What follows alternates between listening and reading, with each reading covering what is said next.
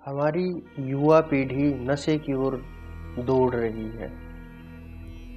अब तो लड़के ही नहीं, लड़कियां भी नशा करने लगी और नशा भी बहुत ज्यादा ऊपर के लेवल का। स्मैक, शराब, चरस, सुल्फा, भांग जैसा भी नशा मिले मना ही नहीं करते। ये शुरू कैसे होता है? जैसे आप कहीं बैठे हों, दोस्तों में बैठे हों, या कहीं शादी में गए हों, किसी फंक्शन में गए हों, किसी पार्टी में गए हों, वहाँ देखते हैं साथ वाला पी रहा, इसका कुछ नहीं हो रहा तो हमें क्या होगा। साथ वाले भी बोलते हैं थोड़ा सा ले लो, थोड़ा सा, थोड़े से क्या होगा, एक ही तो एक पैग लगा लो, कुछ नहीं होने वाला इससे। अरे थोड़ा सा चख लो, बस कुछ नहीं होगा, पता भी नहीं चलेगा। शुरुआत में जबरदस्ती करते हैं। या फिर आपका किसी से प्रेम हुआ, वो टूटा हो, या नौकरी नहीं लगी हो, या कहीं असफल हुए हो, या घर वाले साथ नहीं दे रहे हो, या आपकी कोई सुन नहीं रहा हो, इस प्रकार के कारण उत्पन्न होते हैं। तो आप भी सोचते हो कि हाँ मुझे करना चाहिए। शुरुआत में ये सोच करके नशा शुरू हो जाता है, लेकिन वही नशा फिर पहले थोड़ा फिर ज्यादा डोज बढ़ता चला जाता है। और जब ये डोज बढ़ता है तो आपका नशा ये दिमाग चढ़ करके और बुद्धि में चढ़ करके बोलता है। फिर आपको इसकी लत लग जाती है बुद्धि के अंदर, और वो बुद्धि के अंदर जब लत जाती है, आदत जाती है, चाह करके भी छोड़ नहीं पाते। हर समय बेहोशी की हालत रहती है।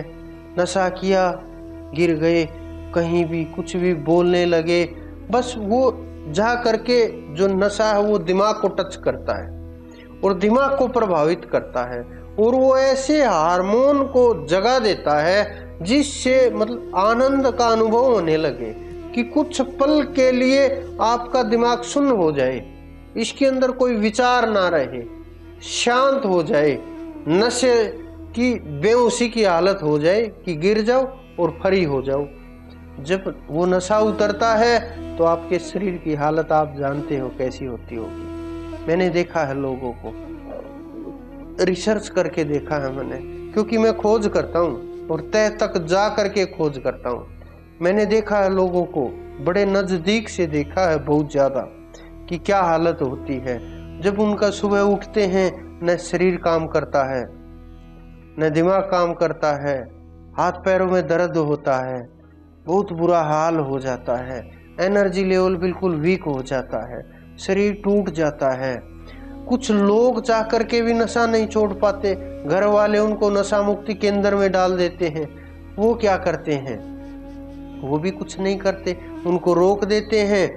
उनका नाचना गाना जिस प्रकार से चीनी और चाय मिला करके एक बाउल में डाल करके दे दी जाती है कि इसको अलग अलग छांट करके आप खा सकते हो, और कुछ बिखेर दिया, उनको इकट्ठा कर देना, यानी माइंड को डाइवर्ट किया जाता है कि बदल दो इसको, बस कि दिमाग को बदल दो, उस ओर से हटा दो, दूसरी ओर लगा दो, बस इतना काम किया जाता है।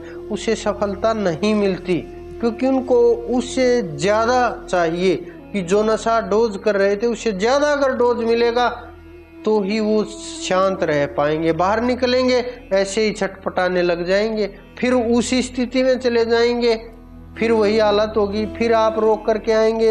ये रूटीन बन जाएगा कि साल में 5-7 महीने नशा मुक्ति के अंदर, 2-4 महीने घर, ये रूटीन बन जाएगा। अगर आप ऐसे लोगों के ऊपर काम करना चाहते हैं, उन्हें ध्यान कराइए। मैंने खोज की है ऐसे लोगों के ऊपर, उनके ऊपर एक्सपेरिमेंट किया है। जब आप उन लोगों को ध्यान कराएंगे 1 घंटा सुबह 1 घंटा शाम को, जब उनको नाम का सुमरण कराएंगे तो नाम का प्रभाव का पता चल जाएगा, नाम के तेज का पता चल जाएगा, और नाम उससे ज्यादा बड़ा नशा है। नशा आंख बांग धतूरा क्या कीजिए जो उतर जाए प्रभात, नाम कुमारी नान का चढ़ी रहे दिन रात।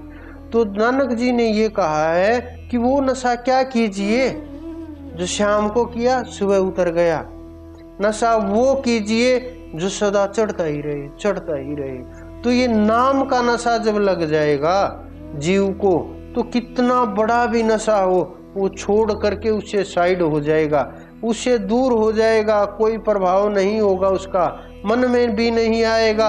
और जब कोई चीज मन में भी नहीं आएगी, विचारों में भी नहीं आएगी, तो आदत बदलना शुरू हो जाएगी। तो उसके जो हार्मोन है वो टूटने लगेंगे। देसी भाषा में आप समझो कि कुछ लोग बोलते हैं इसके तो शराब के नशे के वो कीड़े उछलने लगे इसलिए ये भाग रहा है। वो शांत हो जाएंगे बिल्कुल, लेकिन आपको ध्यान करना पड़ेगा, करवाना पड़ेगा, साथ देना पड़ेगा उसका थोड़ा सा। और वो जीव इन चीजों से बाहर निकल के एक साधारण जीवन जी सकता है और अपने पहले की तरह से अपनी जिंदगी में वापस लौट सकता है। लेकिन इसके लिए थोड़ा सा मेहनत करनी पड़ेगी, संघर्ष करना पड़ेगा, टाइम देना पड़ेगा, सुमरण करना और करवाना पड़ेगा, रास्ते पर चलाना पड़ेगा, तभी आप लोग ये कर पाएंगे।